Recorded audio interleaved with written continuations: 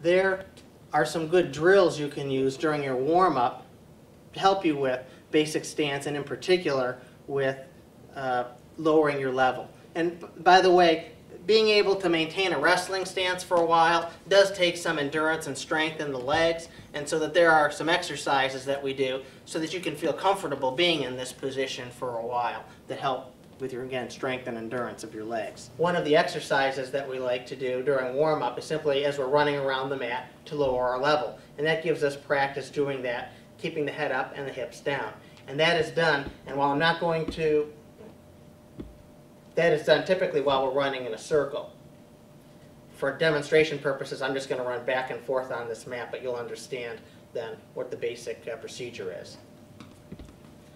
As I'm running in the room, all I'm going to do is just drop my level. I take a couple steps, drop my level. Couple steps, drop my level. So we could be running around the mat, drop my level.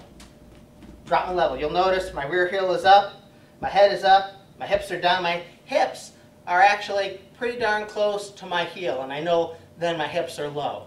And that's how it should be when you practice this exercise. The next exercise that's helpful is a simple duck walk that people are probably familiar with.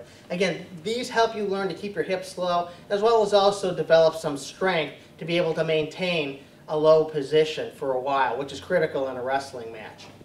You can keep your hands above your head here or in the back of your head, or you can just keep your hands down here. But all you need to do is to squat, and then to get your hips up slightly off your heels, and to be able to walk like this. Notice I'm not bouncing off my heels. I want to keep stress on my quadriceps here. Just bouncing. Just bouncing. You can keep your hands down here, but you're working your legs out.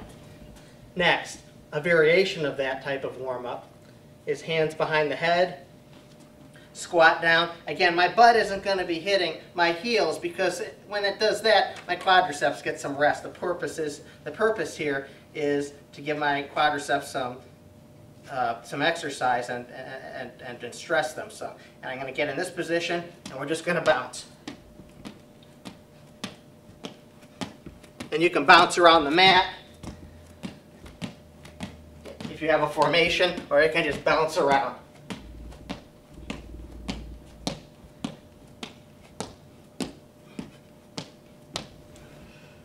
The next warm-up that we do sometimes is simply a leapfrog, and we typically do this in a circle formation when we might be doing some other calisthenics.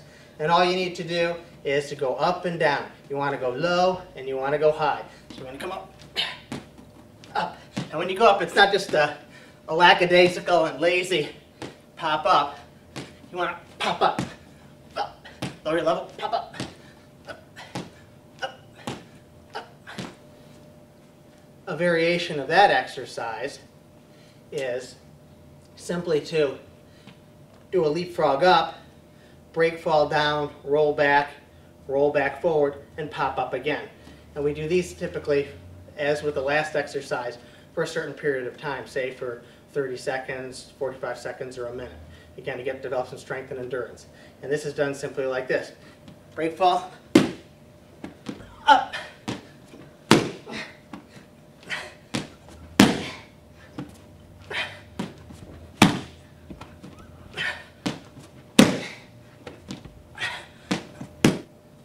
Another variation or similar type exercise is to simply put your hands behind your head and for a specified period of time, just squatting and jumping. And when you do it, you really want to power up as opposed to just a sort of measly or lackadaisical kind of spring. You really want to power up, and that will help with your legs, and that will help with your speed and power. Speed and power is key when you attack on any kind of wrestling takedown. Technique is important. Speed and power is also very, very important.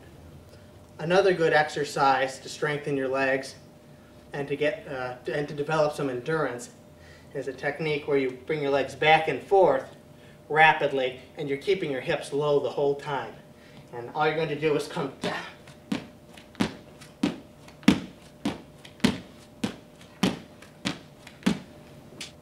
Another good exercise to practice in terms of endurance and strength, as well as to practice the technique of your drop step, is to use a band.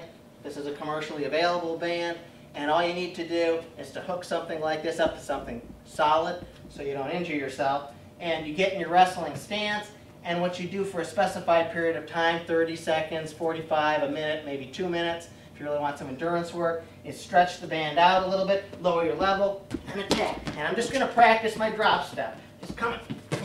And you'll notice when I go, my momentum is going forward.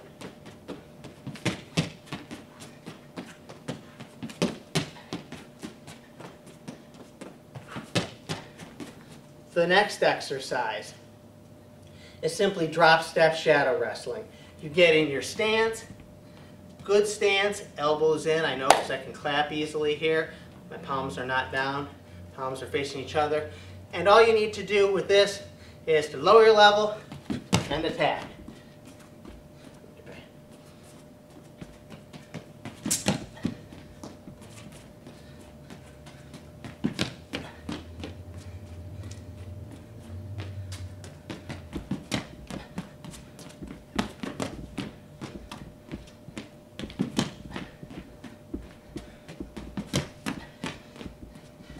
You'll notice when I do this that my momentum is forward.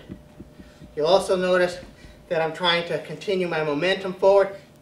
Now, one thing with that last drill that I did, I think merits some discussion.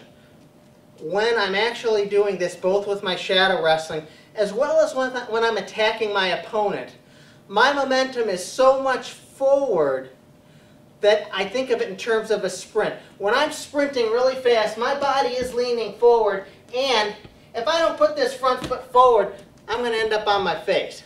As opposed to jogging, okay, where my balance is going to typically be more over my center of gravity, or more over my hips. So if I'm just jogging, my momentum isn't quite so much forward, and my weight is pretty much over my hips.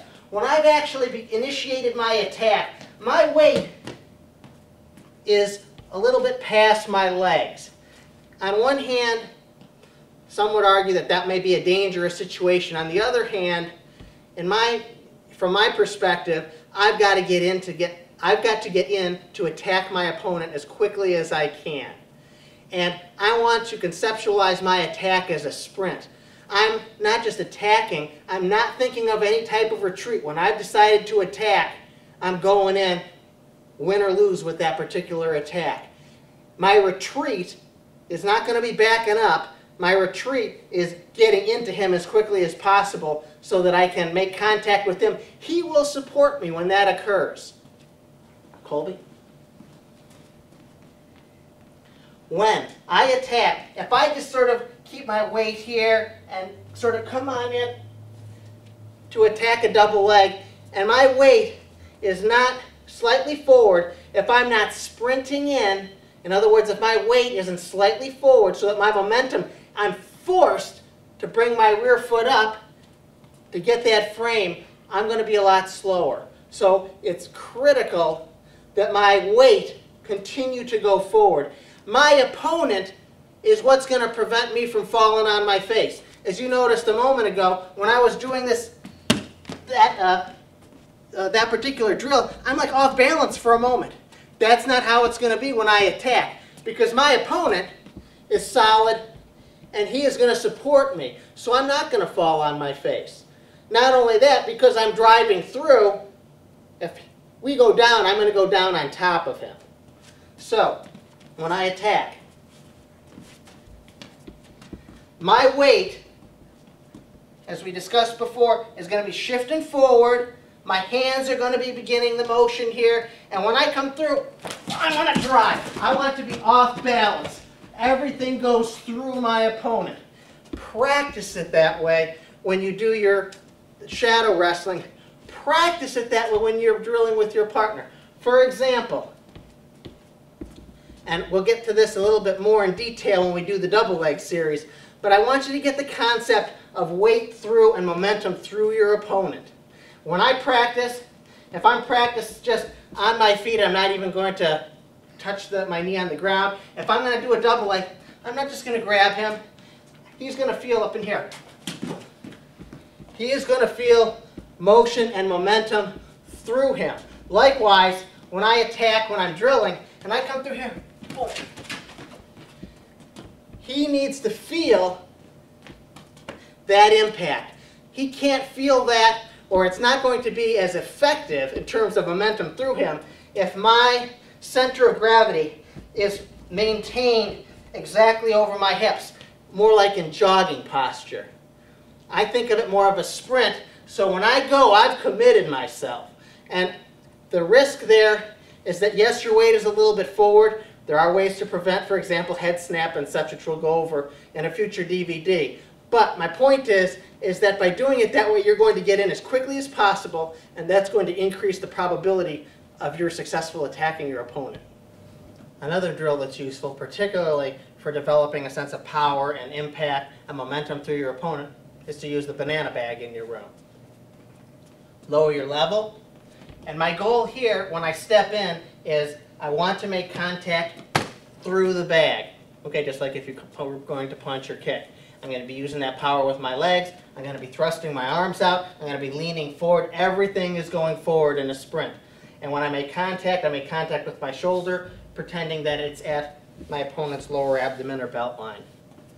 And what this will help you do is it'll teach you, again, to drive through your opponent, because we don't want on our drop step for that trajectory to go down. I don't want my trajectory down so that my opponent is absorbing little of the energy of my attack. We practice this by lowering our level here.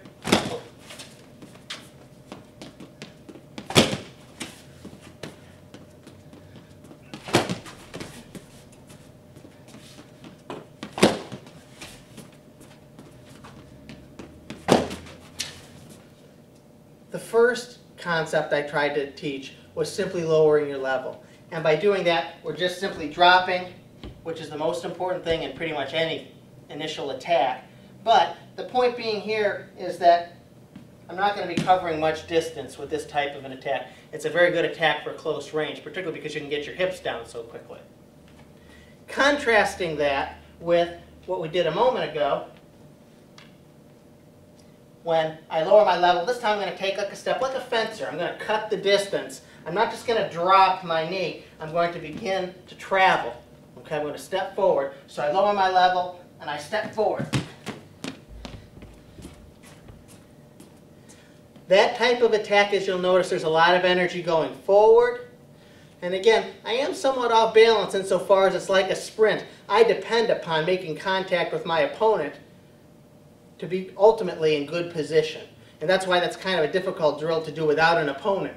But when you do it without an opponent, do it in such a way that your momentum is forward, and you really do have to catch up with that rear foot, otherwise you're going to fall down. That way you know your momentum is going forward, you know that you're doing that attack quickly.